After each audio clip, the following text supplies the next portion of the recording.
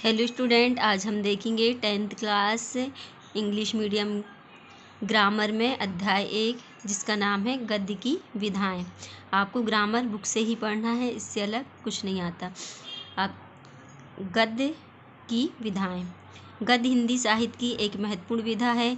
हिंदी गद्य साहित्य का विकास क्रम भारतेंदु युग से माना जाता है। एक क्वेश्चन आता है यहाँ पे कि हिंदी गद्य साहित्य का विकास किस क्रम में माना जाता है, तो ये किस युग में माना जाता है, ये तो यहाँ पे आ जाएगा भारतेंदु युग में से माना जाता है। भारतेंदु युग से हिंदी गद्य साहित्य का विकास क्रम भारतेंदु युग से माना जाता है। गद्य लेखन भारतेंदु युग से वर्तमान तक अनेक विधाओं में किया गया है। इनमें निम्नलिखित विधाएं प्रमुख हैं। मतलब यहाँ पे बताना है कि गद्य की कितनी विधाएं हैं, तो यहाँ पे आप देखेंगे विभिन्न विधाएं। 1 नंबर में क्या दिया है, निबंध। 2 कहानी। 3 एकांकी। 4 में नाटक, उपन्यास। गौण विधाएं, संकीर्ण, संस्मरण, गौण रेखाचित्र। 8 नंबर में यात्रा वृतांत। 9 जीवनी। 10 में आत्मकथा, रिपोर्टर्स, डायरी, लेखन, भेंटवार्ता, पत्र, साहित्य। ये टोटल कितनी 14 ये क्या है, गद्य की विधाएं। यहाँ गद्य की प्रमुख विधाओं का संक्षिप्त परिचय दिया जा रहा है। ये आप देखेंगे नीचे, गद्य की विधाएं, इनका संक्षिप्त रूप में परिचय दिया है।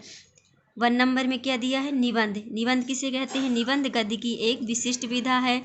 निबंध शब्द का आशय सम्यक रूप से बंधा हुआ। यहाँ पे अलग अलग राइटर ने अलग अलग निबंध की परिभाषाएं बताई हैं। तो यहाँ से आप डायरेक्ट देखेंगे, आपसे एग्जाम में पूछा जाएगा कि बाबू गुलाब राय के अनुसार निबंध की परिभाषा बताइए, या आचार्य रामचंद्र शुक्ल के अनुसार निबंध की परिभाषा बताइए। तो आप यहाँ पे देखेंगे, बाबू गुलाब राय के अनुसार निबंध उस गद्य रचना को कहते हैं जिसमें सीमित आकार के भीतर किसी विषय का वर्णन या प्रतिपादन एक विशेष निजीपन, स्वच्छंदता, सौष्ठव, सजीवता और संबद्धता के साथ किया गया है। ये कौन बोल रहे हैं, बाबू गुलाब राय, कि निबंध उस गद्य रचना को कहते हैं जिसमें सीमित आकार के भीतर किसी वस्तु का वर्णन किया गया हो। 2 देखेंगे, आचार्य रामचंद्र शुक्ल के अनुसार यदि गद्य कवियों की कसौटी है तो निबंध गद्य की कसौटी। ये किसने कहा, आचार्य रामचंद्र शुक्ल ने कहा। अब यहाँ पे आप देखेंगे निबंध के प्रधानतः निम्न मतलब जो निबंध के लक्षण हैं वो दिए हैं। तो आप देखेंगे 1 नंबर में, निबंध में आकार एवं विस्तार का उचित तालमेल होना चाहिए। 2 लेखक निबंध में अपने भावों, विचारों और अनुभूतियों को निजी स्वच्छंदता से व्यक्त कर सकता है। 3 नंबर, निबंध के विषयों की कोई सीमा नहीं होती। मतलब निबंध का जो विषय है उसकी कोई सीमा नहीं होती। 4 नंबर, निबंध में भाषा की सक्रियता, तेजस्विता और विचार प्रवाह उत्तरोत्तर विकसित होता है। ये क्या है, निबंध के लक्षण कितने हैं, 4। नेक्स्ट आप देखेंगे, निबंध मुख्य रूप से 4 प्रकार के होते हैं। मतलब जो निबंध है वो कितने प्रकार के होते हैं, 4। 1 नंबर में क्या है, कथात्मक। 2 वर्णनात्मक और 3 में है विचारात्मक। 4 नंबर भावात्मक। आपको क्वेश्चन आ जाए कि निबंध कितने प्रकार के हैं, तो आंसर हो जाएगा निबंध 4 प्रकार के होते हैं, कथात्मक, वर्णनात्मक, विचारात्मक और भावात्मक। अब यहाँ पे निबंध का विकास दिया है। जैसे निबंध का विकास भारतेंदु हरिश्चंद्र से निबंध रचना का प्रारंभ माना जाता है। मतलब निबंध का विकास कब से माना जाता है, भारतेंदु युग से माना जाता है। इस युग के निबंधों में समाज सुधार की भावना, राजनीतिक चेतना और मानवीय प्रवृत्तियां मुख्यतः मिलती हैं।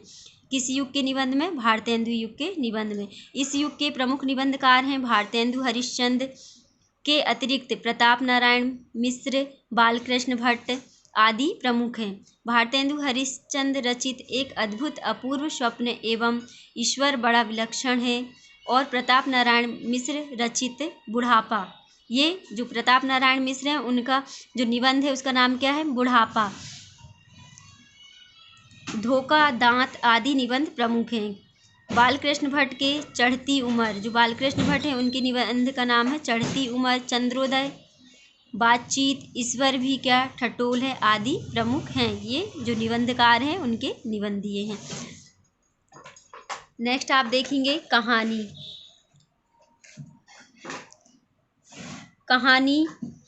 में मानव जीवन के किसी एक पक्ष का मनोहारी चित्रण किया जाता है, मतलब मनुष्य के जीवन का किसी एक चित्र का वर्णन किया जाता है। इस संबंध में मुंशी प्रेमचंद का यह कथन महत्वपूर्ण है। कहानी ऐसी रचना है जिसमें जीवन के किसी एक अंग या मनोभावों को प्रदर्शित करना लेखक का उद्देश्य रहता है।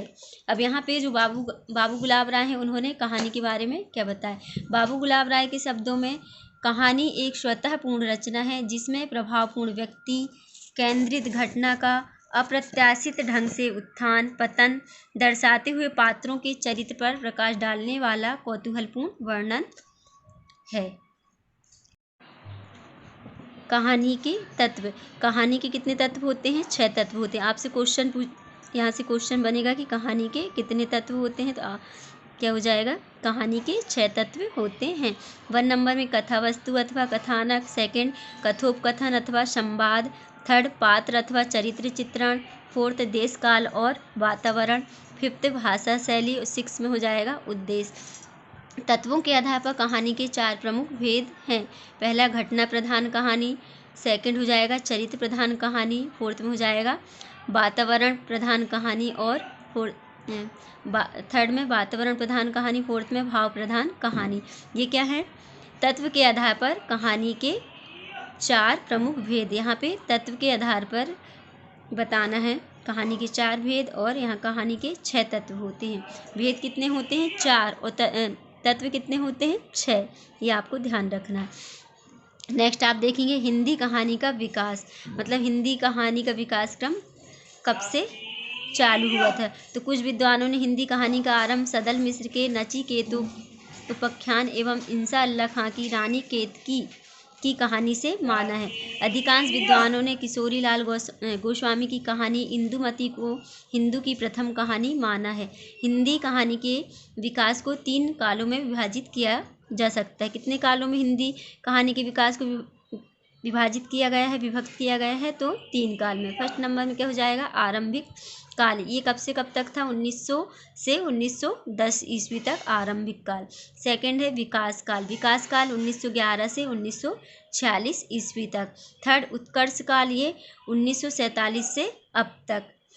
यहाँ पे आप देखेंगे आरंभिक काल के कहानीकारों में किशोरी लाल गोस्वामी, बंग महिला, गिरजा दत्त वाजपेयी एवं आचार्य रामचंद्र शुक्ल के नाम प्रमुख हैं। इस युग में कहानी के अनुवाद की प्रक्रिया भी प्रारंभ हुई।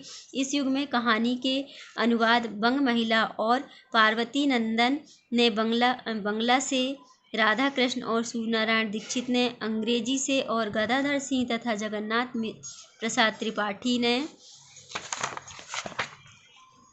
संस्कृत से हिंदी में अनेक कहानियों को अनुवादित किया। इस युग की कहानियों में दुलाई वाली बंग महिला, 11 वर्ष का समय, रामचंद्र शुक्ल प्रमुख हैं।